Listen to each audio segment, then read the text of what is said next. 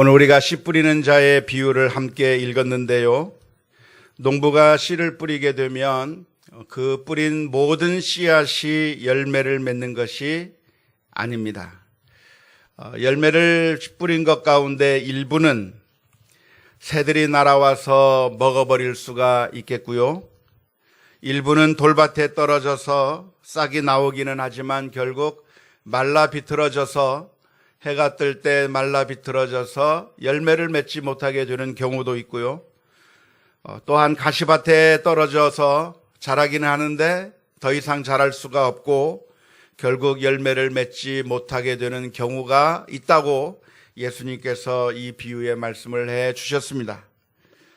이런 부정적인 경우, 열매를 맺지 못하는 경우가 있는데 이렇게 씨를 뿌렸을 때 열매를 맺지 못하는 씨가 있기 때문에 농부는 씨를 뿌리지 않을까요?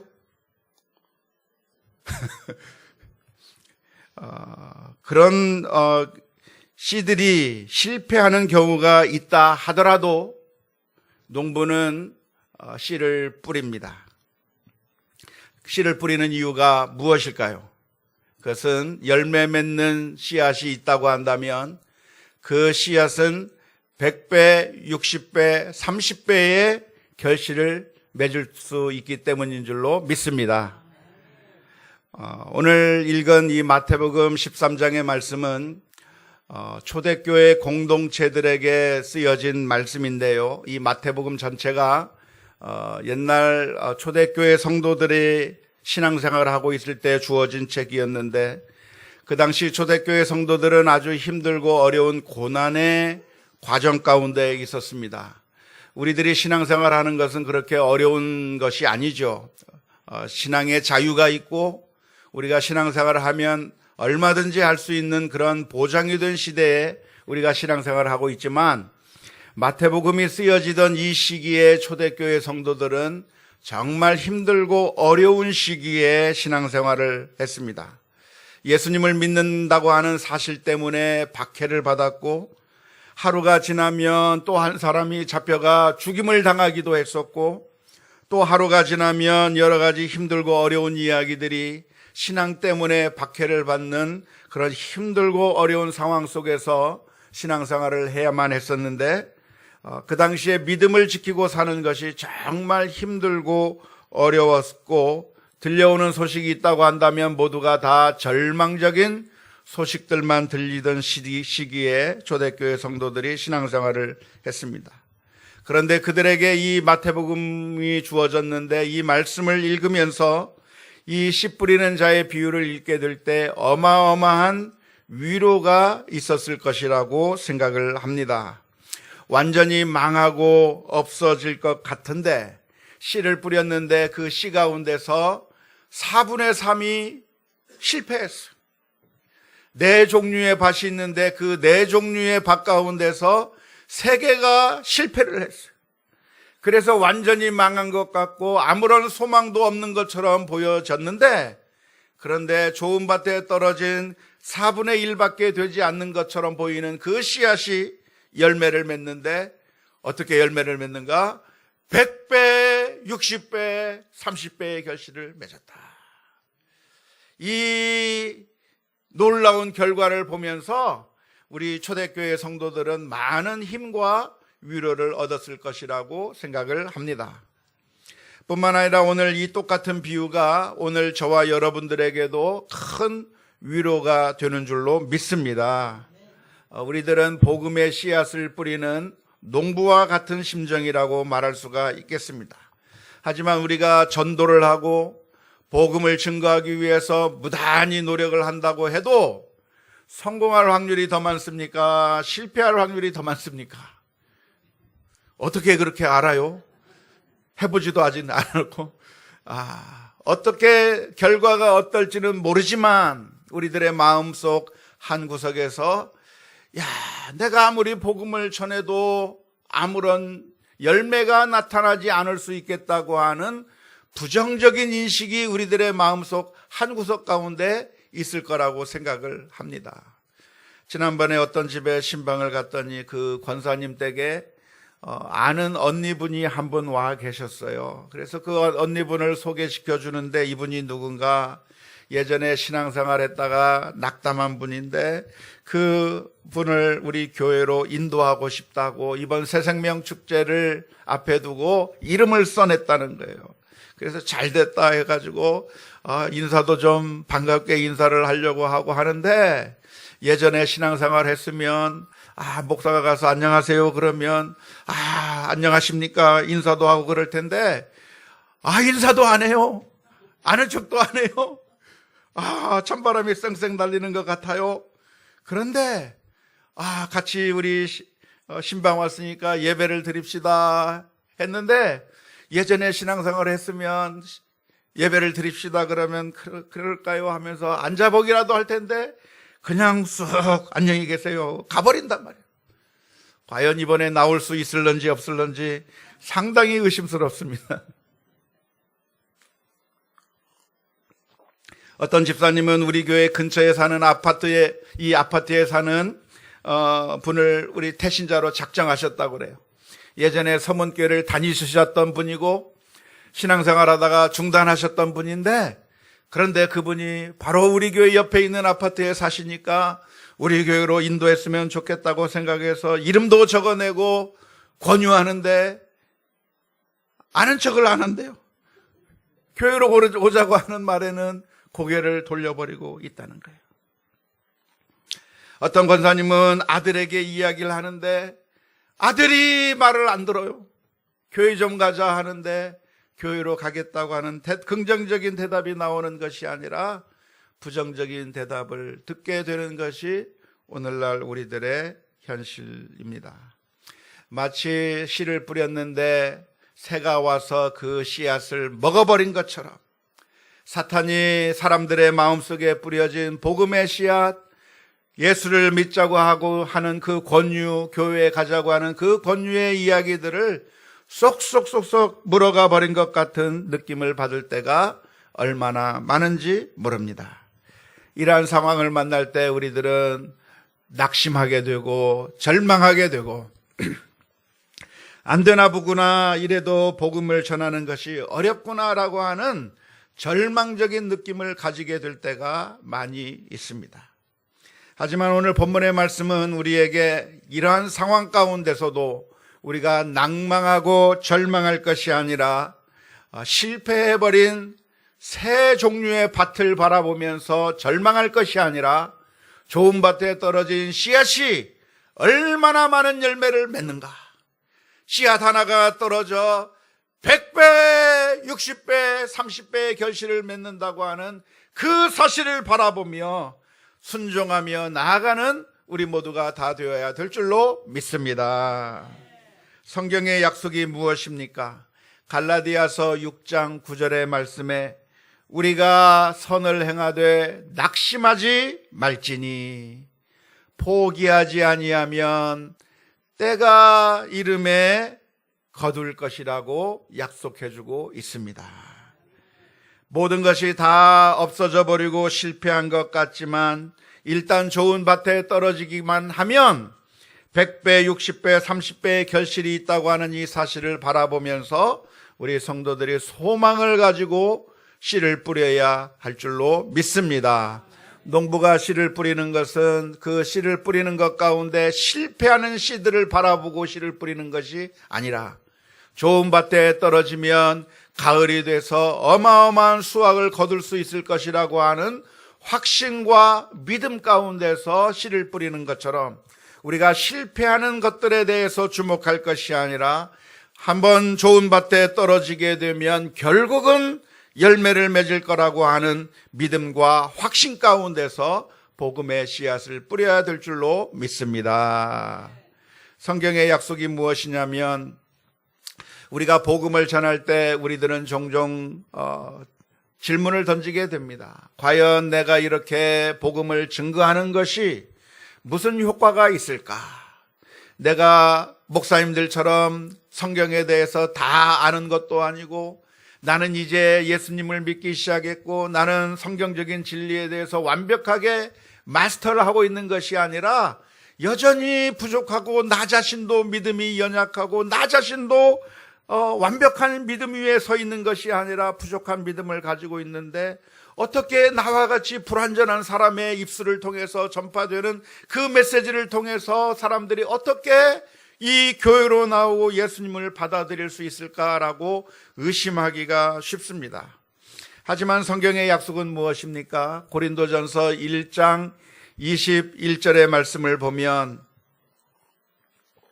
하나님의 지혜에 있어서는 이 세상이 자기 지혜로 하나님을 알지 못하므로 하나님께서 전도에 미련한 것으로 믿는 자들을 구원하시기를 기뻐하셨도다. 무엇으로 복음을 전하기를 원하셨다고요? 전도에 미련한 것. 논리적으로 대단한 어떤 입장을 가지고 나아가서 그들을 설득시키고 굴복시켜서 그들을 데려올 수 있는 것이 아니라 우리가 하는 그 너무나도 간단한 말 한마디. 그러지 말고 우리 교회 한번 가보자. 그러지 말고 우리 예수님 한번 믿어보자.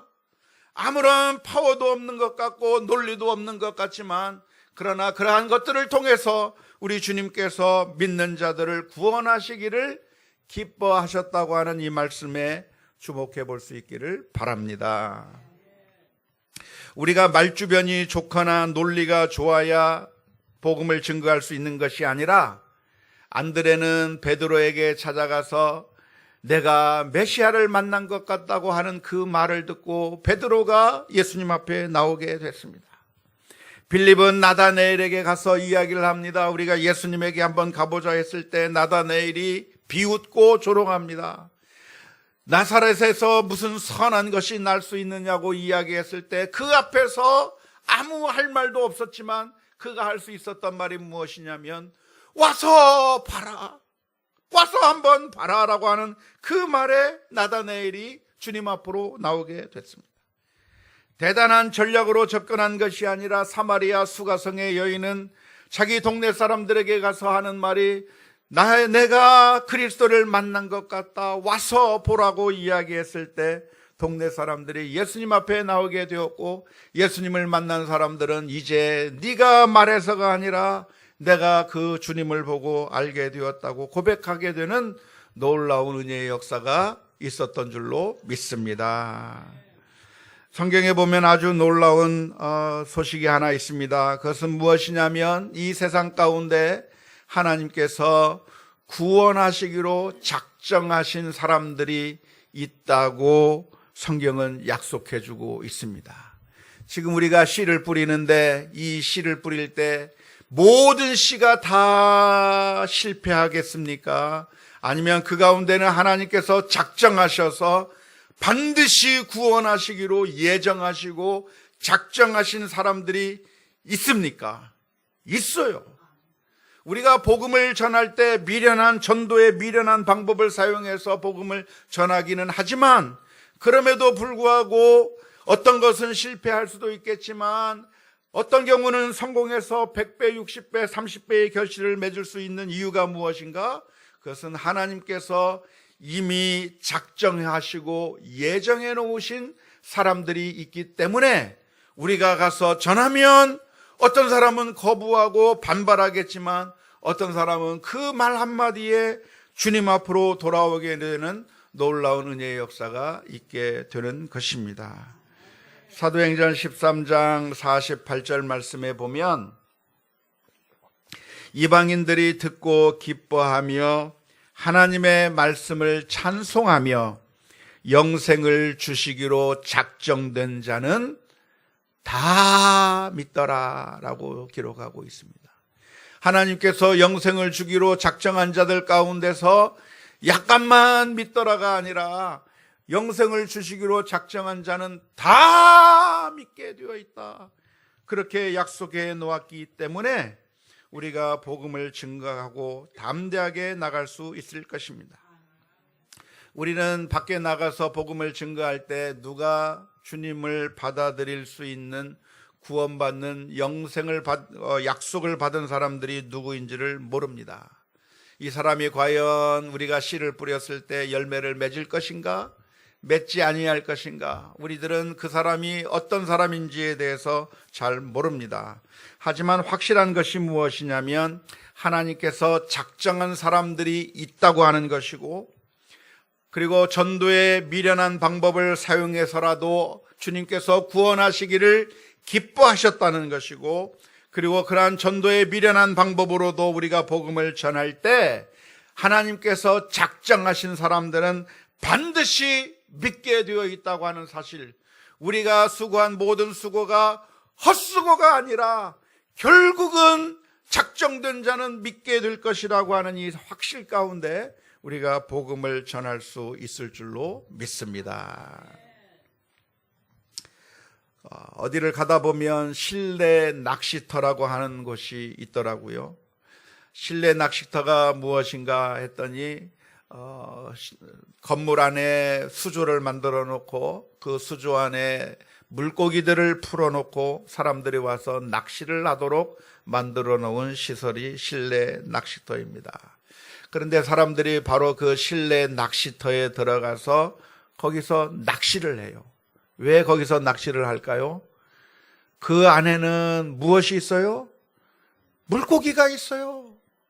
그냥 빈 물에 낚시를 던지는 것이 아니라, 여기는 내가 하루 종일 내가 낚싯대를 넣어 놓아도 한 마리도 잡힐 수 없는 그냥 텅 빈 수조가 아니라, 그 안에 주인이 물고기를 넣어 놓았고 그 물고기를 향해서 낚시를 던지면 반드시 잡힐 거라고 하는 그런 소망 가운데서 실내 낚시터 가운데서 낚시를 하는 것이죠.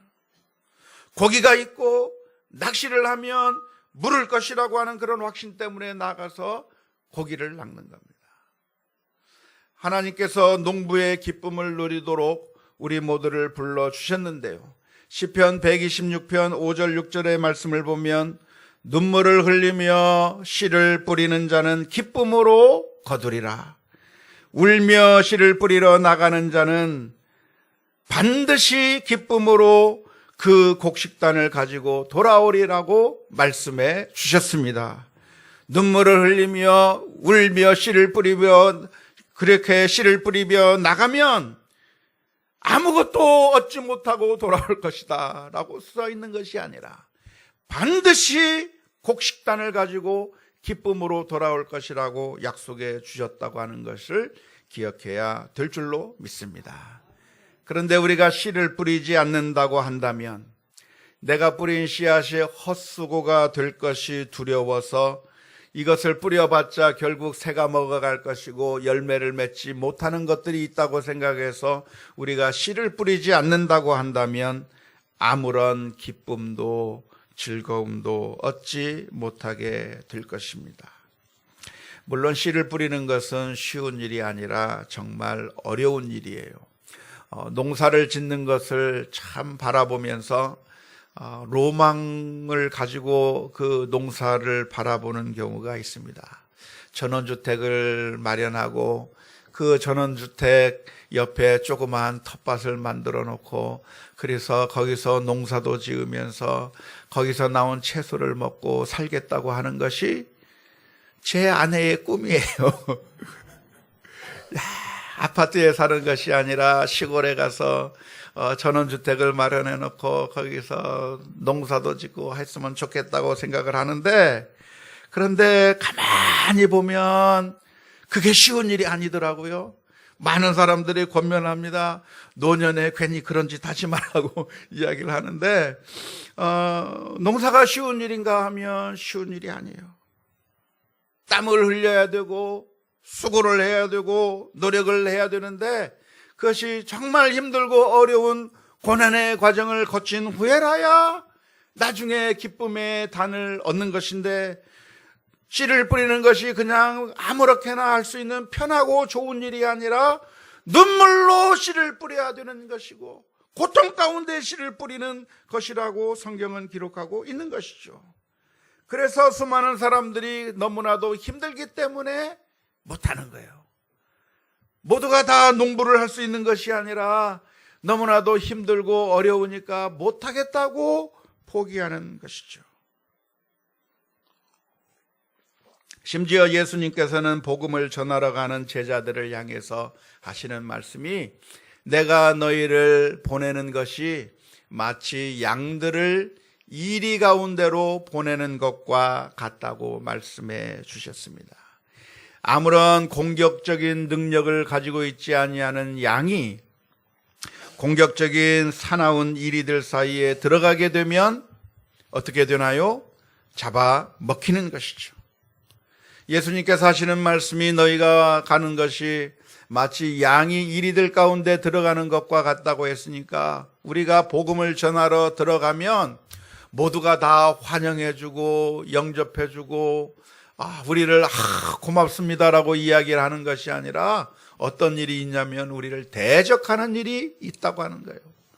우리가 돈을 뺏어갑니까? 우리가 물건을 뺏어갑니까? 그 사람을 못 살게 구는 겁니까? 그런 것이 아니고 기쁨의 좋은 소식을 전해주러 가는데도 사람들이 화를 내고 반발하고 욕을 하고 모욕하는 그런 일들이 있게 될 거라고 우리가 예상할 수가 있는 것인데, 그래서 우리가 복음을 전하러 가는 것은 그냥 가는 것이 아니라 단단히 각오하고 준비하고 영적인 준비를 하고 나아가야 될 줄로 믿습니다. 우리가 지금 이번 특별 새벽 기도회를 가지게 되는 이유가 무엇인가? 우리가 이 새벽에 기도하고 무장하고 정신을 가다듬고 해서 정말 단단하게 준비한 다음에 우리가 복음의 현장으로 나가야 되는데, 이것은 영적인 전쟁과 같아서 우리가 복음을 전할 때 사탄도 기뻐하면서 동조해 주는 것이 아니라, 사탄은 자신의 백성을 빼앗기기 때문에 사탄이 그냥 당하고만 있지 않고 방해하려고 하는 방해 공작이 있다고 하는 사실을 우리가 기억해야 될 줄로 믿습니다. 군대에 가면 사격을 하기 전에 PT 체조라고 하는 것을 합니다. 군대에 가서 훈련 받는 것 사실 가만히 생각해 보면 참 재미있는 일이에요. 총을 쏘는 것도 재미있을 것이고 유격을 받는 것도 재미있을 것이고, 그런데 군대 가서 너무 힘든 이유가 무엇이냐면 사격을 하기 전에 PT 체조를 시키는데, 이 PT 체조라는 것이 얼마나 힘든지 군대에서는 뭐라고 부르냐면 피똥 체조라고 그래요. 너무나도 힘들다고, 너무나도 힘든 그 체조를 해서 완전 힘들게 만들어 놓고 사격을 하게 만드는데, 왜 사격을 하기 전에 그런 체조를 시키는가? 정신 바짝 차리지 아니하면 총을 쏘다가 오발사고가 나서 사람의 목숨을 잃을 수 있기 때문에 관역을 향해서 정확히 쏘라고, 정신 바짝 차리라고 PT 체조를 시키기 때문에 정말 힘들고 어려운 것이 되겠는데요. 복음을 전하는 것도 역시 쉬운 일이 아니라 정말 힘들고 고통스러운 일인데, 오늘 저와 여러분들이 그럼에도 불구하고 양들이 이리 가운데 들어가는 것과 같은 일이지만 우리가 두려워할 것이 아닌 것은, 우리가 복음을 전하러 가는 그 길이 혼자 외롭게 가는 길이 아니라 바로 주님께서 우리와 함께 하시는 길이라고 하는 사실을 기억해야 될 줄로 믿습니다. 우리가 혼자 가는 것이 아니에요. 우리가 복음을 들고 그 사람들에게로 가게 되면 주님께서 우리와 함께 하시겠다고 약속해 주셨습니다. 마태복음 28장 19절 20절의 말씀에 그러므로 너희는 가서 모든 민족을 제자로 삼아 아버지와 아들과 성령의 이름으로 세례를 베풀고 내가 너희에게 분부한 모든 것을 가르쳐 지키게 하라. 거기까지만 말씀하신 것이 아니라 그 뒤에 한 말씀 더 하셨어요.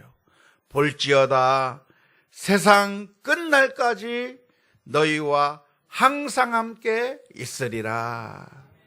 복음을 전하러 가는 그 길에 양들이 이리에게 잡아 먹히도록 그냥 방치해 두시는 것이 아니라, 그 복음을 전하러 가는 그 길에 주님께서 우리와 함께 가셔서 주님께서 우리를 위하여 희생당하신 그 놀라운 은혜를 우리가 기억해야 될 줄로 믿습니다. 외롭고 쓸쓸한 길이 아니라 주님께서 함께 하시겠다고 약속한 길이고, 그렇기 때문에 우리가 아무것도 두려워하지 말고 담대히 나아가게 될 때 놀라운 일들이 벌어지게 될 것입니다. 100배, 60배, 30배의 기쁨을 얻게 될 줄로 믿습니다. 누가복음 10장의 말씀을 보면 70명의 제자들이 복음을 증거하러 갔는데 그들이 이리들에게 먹혀서 완전히 피 흘리고 쓰러져 죽은 것이 아니라 그들은 기쁨으로 돌아와 예수님께 보고했다고 하는 사실을 기억하면서 이 일이 고통스러운 것이 아니라 결국 100배, 60배, 30배 추수단을 가지고 나와 기쁨으로 오는 길이라고 하는 사실, 그리고 주님께서 나와 함께 하신다고 하는 사실을 분명하게 기억하는, 체험하는 길이라고 하는 사실을 기억하면서 우리가 복음을 들고 나아가는 우리 모두가 다 될 수 있기를 주님의 이름으로 축원합니다.